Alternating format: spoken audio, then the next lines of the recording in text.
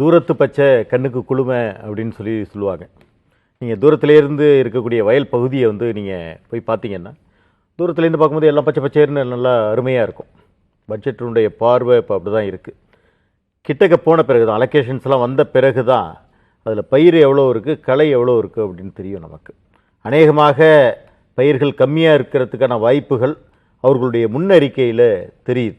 விவசாயிகளுடைய எதிர்பார்ப்பு ரொம்ப அதிகமாக இருந்தது இந்த பட்ஜெட்டை பொறுத்த வரைக்கும். ஏன்னா கடந்த 2 தினங்களுக்கு முன்னதாக வெளிவரப்பட்ட மத்திய அரசினுடைய அந்த நிதி ஆயோக்லேருந்து வந்த அந்த அந்த அறிக்கையில் சொல்லப்பட்டது வந்து விவசாயத்தில் நிறைய மாறுதல்கள்லாம் சில திட்டங்களில் பண்ணியிருக்கோம் அப்படின்னு பல திட்டங்கள்லாம் பட்டியலிட்டுட்டு, ஆனால் அதிலேயே குறிப்பிடத்தக்க வார்த்தையாக அவங்க குறிப்பிட்டிருந்தது என்ன அப்படின்னு பார்த்தீங்கன்னா, இவ்வளவு அட்வான்ஸ்மெண்ட் வந்து விவசாயத்தில் ஏற்படுத்தியிருந்தால் கூட சேலஞ்சஸாக 2 இருக்குது அப்படின்னு சொல்லி கொடுத்துருந்தாங்க பொருளாதார அறிக்கையில். அது என்ன அப்படின்னா, ஒன்று வந்து விளைச்சல், இன்னொன்று வருமானம். இது 2 தான் விவசாயத்துக்கு ஆதாரம். இந்த 2மே சேலஞ்சஸாக இருக்கும்போது அதற்கான ரெமெடியாக விவசாயிகளுடைய வாழ்வில் அடுத்த கட்டத்துக்கு கொண்டு போகிறதுக்கு இன்றைக்கி வந்து அவங்களுடைய முதல் கட்டமாக சொல்லணும் அப்படின்னா, அவங்களுடைய வார்த்தையில் ஒன்று கடமை, 3 கடமைகள் அப்படின்னு சொல்லியிருக்காங்க.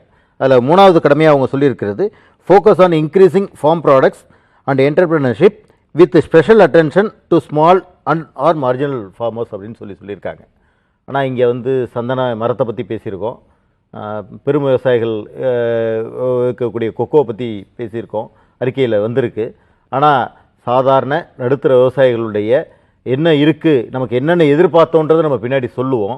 ஆனால் அது எவ்வளோ தூரம் மெட்டீரியலைஸ் ஆகிருக்கு அப்படின்றது வந்து நம்மளுடைய முழுமையாக வந்தால் தெரியும். ஆனால் இப்போ வந்த வரைக்கும் இது வந்து தூரத்து பச்சை கண்ணுக்கு குளுமை, ஆனால் தூரத்தில் அதிகமாக களை இருப்பது தெரியுதோ இல்லையே, பயிர்கள் இருப்பது அங்கே தெரியலை அப்படின்னு ஒரு பார்வையோட பட்ஜெட் விவசாயிகளுக்கு ஏமாற்றத்தை அளிக்கக்கூடிய ஒரு பட்ஜெட்டாக இருக்குது அப்படின்னு தான் முதல் கருத்தாக நான் பதிவு பண்ண விரும்புகிறேன்.